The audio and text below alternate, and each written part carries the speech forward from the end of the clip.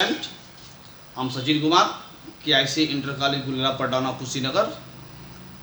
Today I'm going to tell you about the tense. First of all, आज हम जानेंगे tense के बारे में। टेंस क्या है, टेंस का डिफाइन क्या है, टेंस कैसे बनाते हैं, इसकी पहचान क्या है, ये सारे बताएंगे। ध्यानपूर्वक समझें।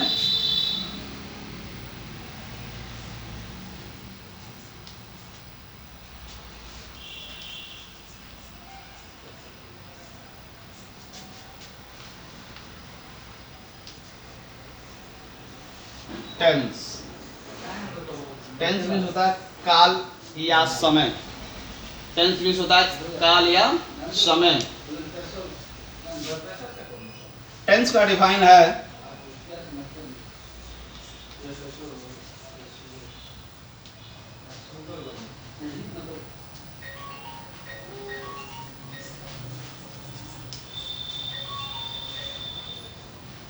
हेलो।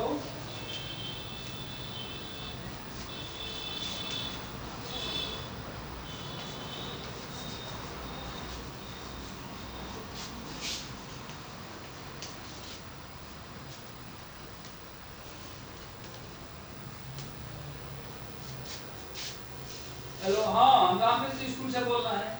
नमस्ते नमस्ते जी।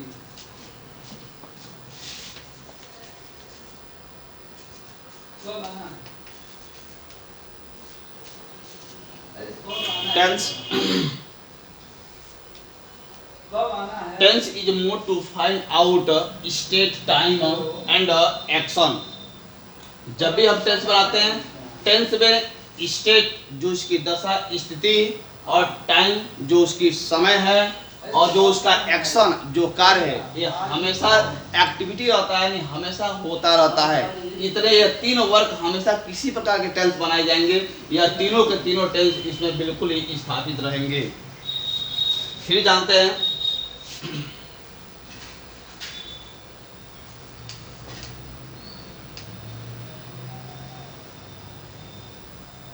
फिर जानेंगे टेंस शब्द की ऑर्गेनाइजेशन कहाँ से हुआ है, इसकी उत्पत्ति कहाँ से हुई है, टेंस आया कहाँ से है, यह जानेंगे आप।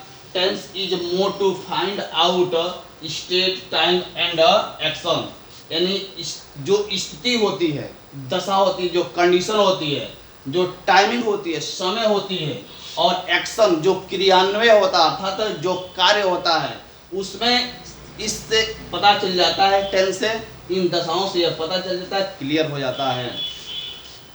फिर जानेंगे इसका organisation of the tense, tense की उत्पत्ति कहाँ से हुई है।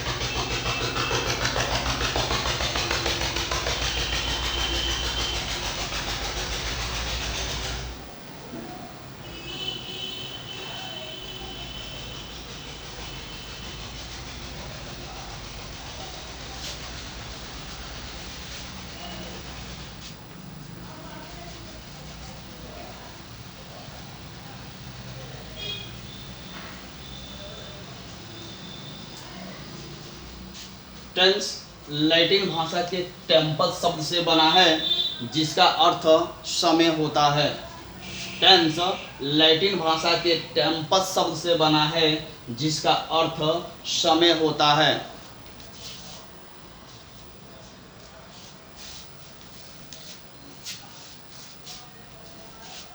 नीचे लिखिए। हम इसके बाद जो पढ़ते हैं ट्रांसलेशन, इसी के माध्यम से जिसका हम अनुवाद करते हैं, ट्रांसलेट करते हैं। फिर जानेंगे ट्रांसलेशन क्या है।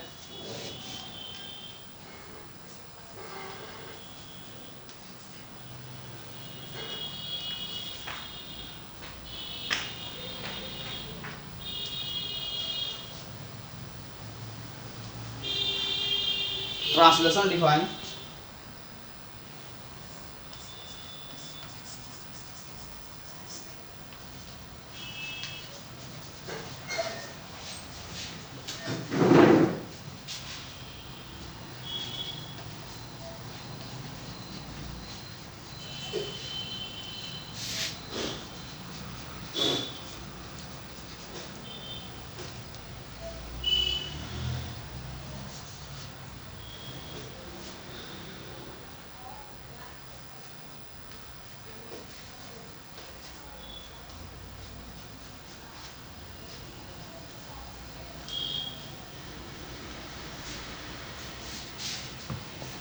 Translation defined as to change a language into another language is called translation।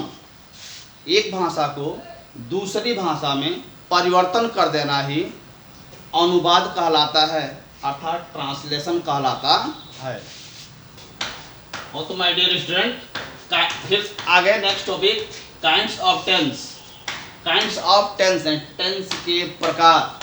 There are 3 kinds of the tense and tense के मुख्यतः 3 प्रकार होते हैं। Number 1 present tense, second past tense, third future tense.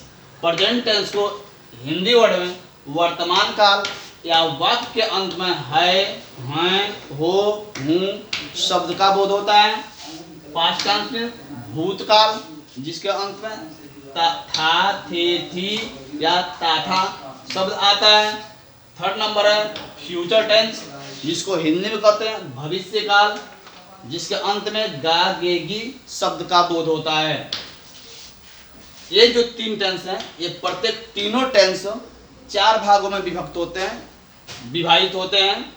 Every tenses are divided into 4 parts.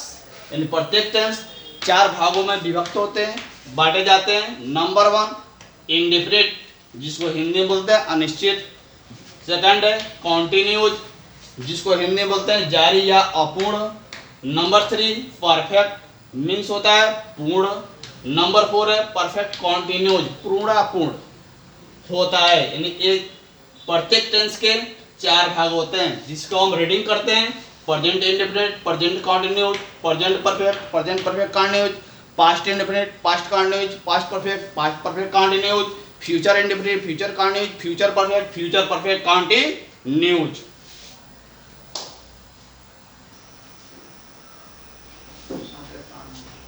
तो tense का जो पहला part बताते हैं प्रेजेंट इंडेफिनिट, जिस 4 टॉपिक बताया, इसका भाग इंडेफिनिट कॉन्टिन्यूज, परफेक्ट कॉन्टिन्यूज। उसी का हम पहला टॉपिक पढ़ेंगे प्रेजेंट इंडेफिनिट। प्रेजेंट लेंगे और इसके पार्ट्स में लेंगे इंडेफिनिट का। प्रेजेंट इंडेफिनिट का इंट्रोडक्शन है। इस टेंस के हिंदी वाक्यों के अंत में ता है, ती है, ते हैं, ताहूं, तो है, यह जो तो शब्द है यह इम्फेसिस पावर है। इम्फेसिस पावर जिसमें जोर डाला जाता है, जिसको हम ट्रांसलेट करते समय सब्जेक्ट के तुरंत बाद ही MV1 का प्रयोग यानी हेल्पिंग वर्ब का प्रयोग कर देते हैं। तो है इत्यादि शब्द आता है तब इस काल को हम वर्तमान काल में तब इस काल को वर्तमान काल में पाया जाता है। एग्जाम्पल में श्याम हमेशा पार्क में हॉकी खेलता है। श्याम हमेशा पार्क में हॉकी खेलता है। सबसे पहले हम जानेंगे इसमें सब्जेक्ट कौन है, वर्ब कौन है, ऑब्जेक्ट कौन है, अदर कौन है, टाइम कौन है। जिससे हम प्रारंभ करते हैं, जिससे सेंटेंस का प्रारंभ करते हैं, वह क्या होता है सब्जेक्ट। सब्जेक्ट को हिंदी में बोलते हैं कर्ता। सब्जेक्ट को हिंदी में बोलते हैं कर्ता। यह है खेलता, अंत में ता शब्द आया हुआ है। यह है वर्ब यानी MV1। इसके पहले हॉकी जो शब्द हॉकी यह ऑब्जेक्ट है 3rd नंबर में। 4th नंबर में है पार्क में, यह अदर है। और एट लास्ट टाइम है। टाइम मीन्स हमेशा दिया हुआ है। ट्रांसलेट करते समय पहले हम सब्जेक्ट को लेंगे। सब्जेक्ट क्या है श्याम। 2nd नंबर में वर्ब को लिए हैं। वर्ब क्या है खेलता है, खेलना का प्लेस यह रूल के अनुसार यस का इस्तेमाल किया गया है, प्रयोग किया गया है। उसके बाद है थर्ड नंबर में object hockey, hockey Shyam place hockey. इसके बाद बचा आपका अदर पार्क में इन दी पार्क, इन दी पार्क। और एट लास्ट नंबर का टाइमिंग, टाइमिंग क्या है? हमेशा, always. Shyam place hockey in the park always. Second example है डेविड सुबह में सड़क पर सैर करता है।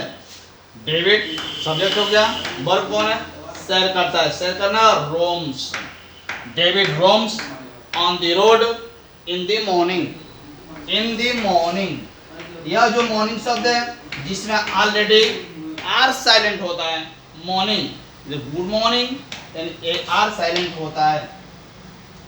The बना sentence David roams on the road in the morning.